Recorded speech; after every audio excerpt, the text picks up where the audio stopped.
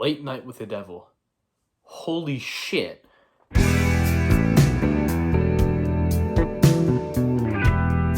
This movie really surprised me. I was going into this movie, I didn't really watch any of the trailers. I didn't read too much about it because it just seemed like that kind of movie that'd be cool going into it, not really knowing what it's going to be about. And that, if you're going to see this movie, do that, because that's the best way to watch this movie. And I'm going to try not to focus too much on spoilers. So the film focuses on like this late night television host from the 70s who basically he lost his wife and she died of cancer, and basically since then the show's been kind of declining, but he finally gets the chance to kind of bring it back on Halloween night by having this, girl who's basically the sole survivor of this crazy cult clan on the show, and stuff gets pretty crazy, I'll just say that. So the first thing I really just love about this film is how committed it is to this kind of found footage 1970s style of filmmaking. Like, this film really does just try to really capture the feel of the 70s. Of course, I didn't grow up in the 70s, but I've seen a lot of 70s movies and know, decent amount about the 70s, and this movie really did just bring you to that time period, and that's one of the things this movie did really well. The found footage style in this film was really unique because usually, of course, it's handheld, like, cameras like in Cloverfield, but I really loved how they did it in this film. It really felt fresh and original to me, and usually I'm not a big fan of found footage, but I really found it to be great in this film. It didn't really feel like a gimmick, it felt more like kind of an artistic device. And I think that style really lends itself good to horror, especially in this film, because this film is all about the kind of the realism, the kind of, this is a real broadcast, this is a real late night television show, this is a real guy trying to compete with Johnny Carson. And, you watch a horror movie, right? And when there's a jump scare or there's a scary scene, usually the music's kind of building up, usually the character sometimes like wandering down a hallway, kind of aware of what's going to happen. This film, there's none of that. It's just real. You don't know when there's going to be a scare. You don't know when any spooky stuff's going to happen. It just happens, and it takes you by surprise because of how abrupt it is, and because this movie doesn't have any soundtrack aside from like the just the noises on the show and the intro music to the show. There's no actual music. There's no music that's going to indicate anything scary is about to happen. So when the scary stuff does happen, it feels so shocking, and it really takes you by surprise. And that's what makes the scares work so well in this film. And I love how this film doesn't really rely on jump scares.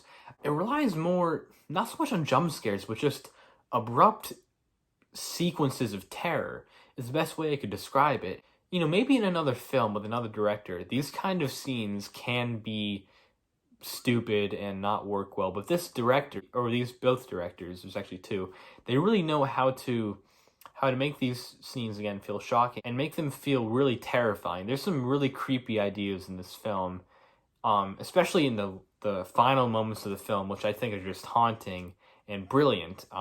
I won't say it, but when you watch the movie, you'll probably get what I mean. If I was to describe this movie, it's kind of like Network if it was a horror movie. Like, it kind of has this satire of just the entertainment industry and just of television and how they'll do anything to really get viewers, which is kind of what Network is about as well, with the 1976 film. But it's not just about that. It's kind of about just how the rise to fame kind of leads to one's loss of their own humanity. And it's all just kind of about like critiquing just the rise to fame and just sacrificing everything else just to benefit yourself, basically. And I won't get into it any more than that. But this main character of this film, who's played by...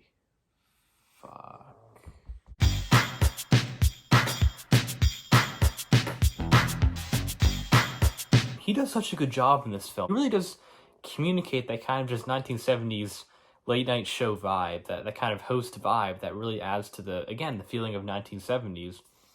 And he's able to communicate a lot of scenes of comedy because he is trying to like entertain his audience, but also comedy, terror, kind of realization, and just a lot of really good emotions. And this character is so interesting because he has such a tormented past, and you can really feel that torment in this character.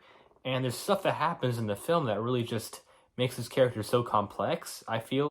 Really just fascinating. I think everyone does great. All the characters were really interesting. They didn't have as much depth as David Yeah, him. Overall, I just found this film to be so fresh and coming out in our modern day and age. It's just great to get movies like this and Zone of Interest, which both really surprised me.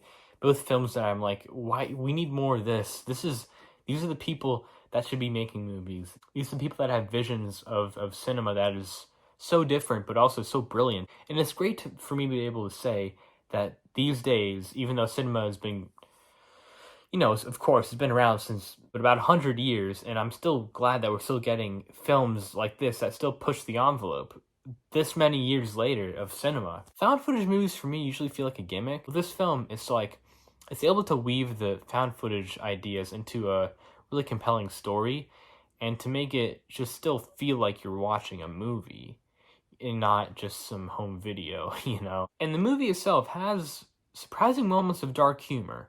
It's not a really funny movie, I would say. I wouldn't even call it a comedy, but there's just some dark humor in it. And if you're into dark humor, I think you're gonna pick up on it. This film is just like it begins and it's like a just a talk show, but it just keeps building and building. The tension just keeps rising. There's all these really cool moments of foreshadowing that really do just kind of unsettle you as a viewer, and you're just like, okay, I don't. What is this building to? And the movie is just like it's like a snowball rolling down a hill. It just keeps collecting more snow, and you just keep getting more invested, and the film just keeps getting more intense and strange and creepy. You just feel this foreboding sense of doom that some bad things are gonna happen. All fans of cinema should go check this out. I'm not like a huge horror movie fan or anything. I like it when it's done well, and this is definitely a case where it's done well, I think. To me, I could see this being a modern horror movie classic. I really do want to rewatch it. I would love to rewatch this film eventually because there's certain things that you learn in this film that it'd be really cool to just watch it over, knowing those things now and just seeing certain events earlier in the film in a different light. Like, I want to talk about spoilers so bad, but I really want whoever's watching this review to just go into this film not knowing the spoilers. The ending itself, from what I've heard, is pretty divisive among people. Some people are just like, don't really get it, or some people I just think it's too bizarre. I thought it was great. It's something you have to really think about. You should really pick up these key details to really notice what's happening exactly.